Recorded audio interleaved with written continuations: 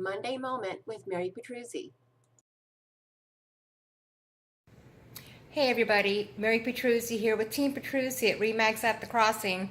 I thought I'd just take a little video and share with you some tidbits that I got from the plumbers today because we haven't had a working sink for 2 days. And as a result, they said it was just residual grease, the kind that you get when you're rinsing off your dishes before you put them in the dishwasher.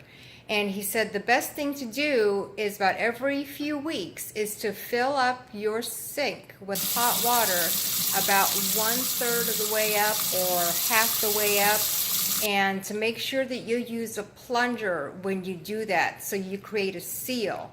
And because you're using hot water, you don't want to have to stick your hand in there to get the water out.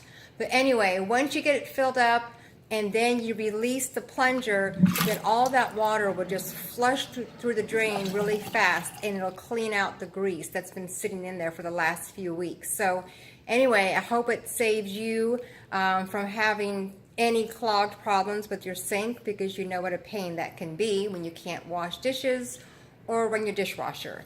So anyway, if you have any questions about who I used, because they were out here pretty quick, just leave me a comment below. Have a good day.